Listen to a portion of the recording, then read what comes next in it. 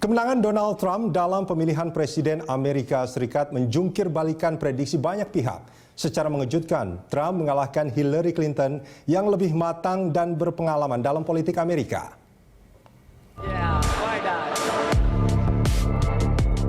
Amerika Serikat kembali dalam pangkuan Partai Republik. Donald Trump secara mengejutkan menang atas Hillary Clinton, calon presiden dari Partai Demokrat, mantan ibu negara, dan mantan menteri luar negeri yang lebih diharapkan dunia memimpin Amerika. Tapi begitulah pilihan rakyat Amerika. Trump unggul dalam suara elektoral dengan mendulang 289 suara, sementara Hillary hanya 218 suara elektoral. Meski perolehan suara secara nasional Hillary di atas Trump, ini tak mengubah keadaan. Trump menjadi presiden ke-45 Amerika Serikat. I say it is time for us to come together as one united people. It's time. I pledge to every citizen of our land that I will be president for all Americans, and this is so important to me. Donald Trump adalah sosok yang kontroversial. Pernah dituding tidak taat membayar pajak, suka merendahkan perempuan, hingga mengusik keberadaan imigran dan warga muslim di negeri Paman Sam itu. Dengan usia 70 tahun, Trump menjadi presiden terpilih yang paling tua dalam sejarah Amerika. Lebih tua dari sejawatnya di Partai Republik Ronald Reagan yang berkuasa di Amerika antara tahun 1981 hingga 1989 silam. Sekarang, Donald Trump menjadi pembicaraan orang sejagat. Di dalam negerinya, rakyat Amerika menunggu janjinya selama kampanye, Make America Great Again. Sementara mayoritas negara di dunia sambil memasang kuda-kuda, menanti langkah sang presiden Amerika baru.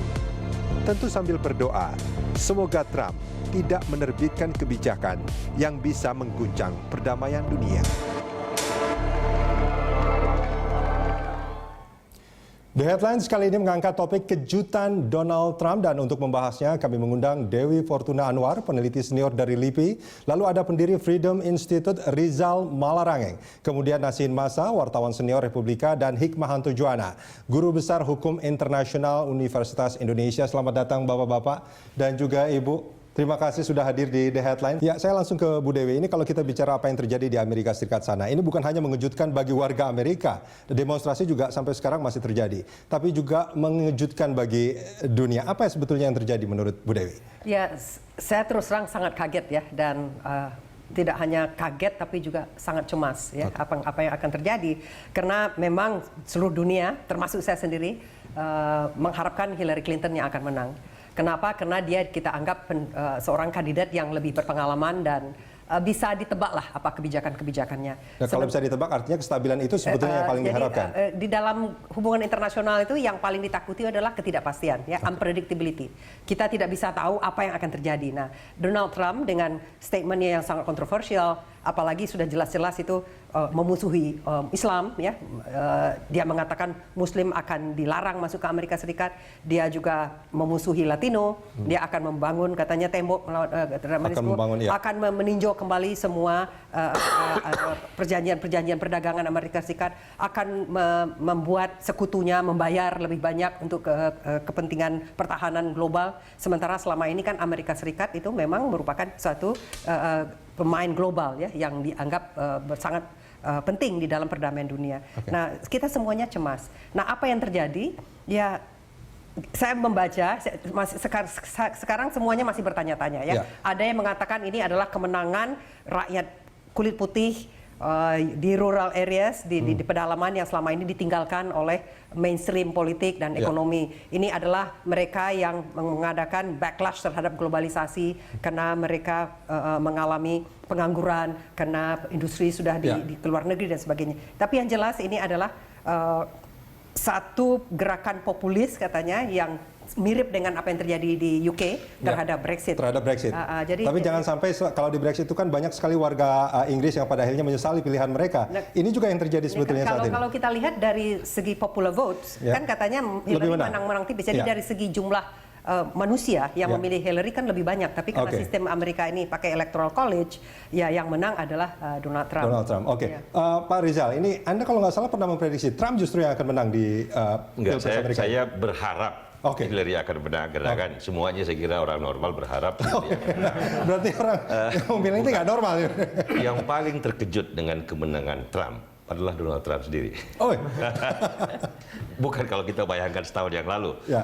Kan begitu sering dia kontroversial dan bercanda dan seolah-olah tidak terlalu serius sebenarnya dengan his bid ya for the presidency. Tapi ternyata dia menemukan aliran bawah tanah dari sosio-psikologi di Amerika yang selama ini oleh Partai Republikan terkesan memang ditinggalkan. Kaum menengah kulit putih bawah, jadi sekolah tapi nggak sampai sarjana, jadi sampai SMA, dulunya berpenghasilan kurang lebih median income 50.000 US dollar per tahun, artinya pegawai Toyota, pegawai ini sekarang kehilangan kemungkinan pekerjaan. Jadi mereka-mereka lah yang merasa, kalau istilahnya Hillary mungkin deplorables, istilahnya Trump forgotten Americans, tetapi mereka lah kira-kira yang menentukan.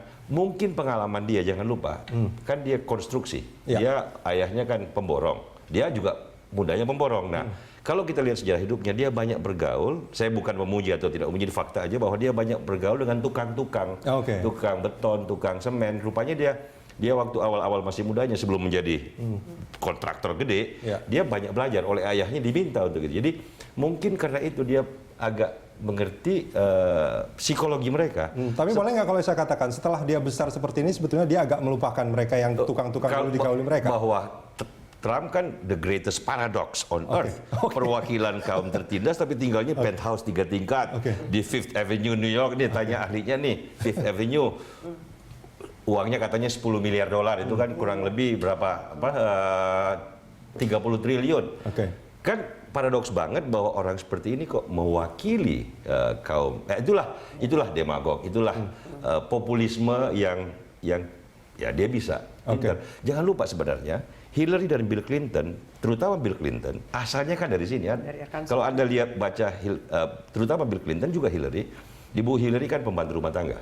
Bill Clinton juga sama, bapaknya pemabuk segala macam, tapi dulu dia merebut kekuasaan, mengalahkan Bush karena dia memakai sentimen populisme Demokrat waktu itu. Tetapi kata orang, Bill dan Hillary setelah berkuasa begitu lama lupa asal-usulnya, sementara Trump bisa menipu orang banyak seolah-olah dia perwakilan dari. Nah, itu kira-kira baik, Pak the secret. Pak Nasir, ini menarik sebetulnya. Kalau kita melihat kan demo juga sampai sekarang masih berlangsung di Amerika. Orang Amerika sendiri kalau kita melihat banyak video-videonya ketika Donald Trump lagi pidato kemenangan itu banyak sekali yang menunjukkan ketidaksukaan. Anda melihatnya seperti apa, Pak Nasir? Ya, saya melihat dari bagaimana sama seperti yang lain, soal saya dari sisi media saja. Jadi ini menarik bagaimana para editor di media-media tersebut sekarang pada menjelaskan mengapa ini media di nasional atau media di internasional? Sana, di Amerika. Itu pada menjelaskan kenapa kami salah.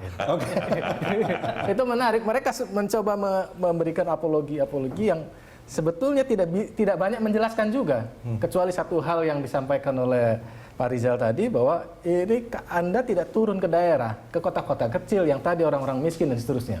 Ini ada perubahan psikografi dan demografi masyarakat Amerika akhir-akhir ini. Nah, ini menarik. Menurut data Business Insider ya, ada 200 media yang memberikan endorsement kepada Hillary. Dan hanya 8 media untuk Trump. Itu jauh sekali. Tapi 8 ini yang paling berpengaruh mungkin? Enggak juga. Itu justru media-media kecil. Adanya itu di kota-kota kecil. Ada kota kecil. Jadi bukan seperti Washington Post atau New York Times dan seterusnya. Dan itu angka 8 media tersebut itu hanya berbeda 2 dari calon kecil Gary Johnson. Itu cuma 6. Nah, tapi fenomena ini memang sangat bukan sesuatu yang baru. Karena pada tahun 2012 itu Obama di-endorse oleh 99 media. Sementara Mitt Romney itu oleh 105 media. Ya, hasil survei juga bahkan Mitt Romney pada saat itu lebih unggul daripada Obama. Ya, saya kurang tahu persis. Jadi cuma memang angkanya Obama dan Romney tidak jauh. Tapi kalau yang Hillary dan Trump ini jauh sekali. Jadi sekarang media pada sibuk menjelaskan, tapi tidak ada penjelasan yang meyakinkan setelah saya baca semua itu. Intinya kalau pemilu nanti 2019 Indonesia, hati-hati kalau didukung berita satu. Bisa kembali kerja tuh. Ini Pak Rizal, Bu Dewi, sama Mas Nasian ini kan sebetulnya terkejut dengan hasil Pilpres Amerika. Saya memprediksi Pak Hikmahanto juga sebetulnya terkejut dengan apa yang terjadi di Pilpres Amerika. Iya, semua saya rasa terkejut ya. Oke, prediksi saya berarti betul ya? Betul sekali. Gimana Pak Hikmahanto melihatnya? Ya, yang pasti kita semua terkejut. Tetapi seperti di bursa, terkejutnya itu biasanya sesaat. Oke. Jadi seperti sekarang kita semua cemas. Tetapi yang pasti adalah ini kan masih ada waktu. Kenapa saya bilang ada waktu? Karena kita tidak tahu siapa yang akan menjadi menteri-menteri dari Donald Trump. Oke. Ya kan? Bagaimana visi Donald Trump? Lalu kita juga belum tahu apakah Donald Trump dalam waktu 100 harinya programnya apa saja. Jangan-jangan dia Kita mewujudkan apa yang dia sampaikan pada saat debat, sebetulnya itu juga yang menjadi kekhawatiran. Itu jadi indikator. Kalau misalnya memang seperti itu, jadi kita berhak untuk cemas sekali, gitu kan. Tetapi harus diingat bahwa di setiap negara yang namanya pemerintahan itu kan ada politisi, ada para birokratnya. Ya. Nah, para birokrat ini yang memastikan bahwa kebijakan itu akan tetap. Dan saya, kalau misalnya kita tadi dengar pidato dari Trump waktu menang, beliau mengatakan bahwa saya sekarang bukan kandidat dari Partai Republik, tapi saya menjadi Presiden Amerika Serikat. Artinya apa?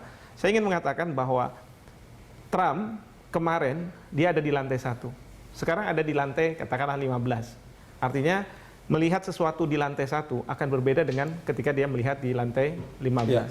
Dan ini yang membuat banyak negara tentu meminta kepada Trump untuk realistis. Yang kita harapkan adalah Trump akan menyesuaikan dengan posisi Amerika Serikat yang sangat diharapkan oleh dunia. Oke. Sebagai polisi dunia dan lain sebagainya. Dan pengaruhnya akan sangat luar biasa besar sekali. Pak Hikmahanto, kita jeda sebentar. Pak Nasian dan juga Pak Rizal, Bu Dewi. Pemirsa, di Headline kita lanjutkan usai jeda sesaat lagi.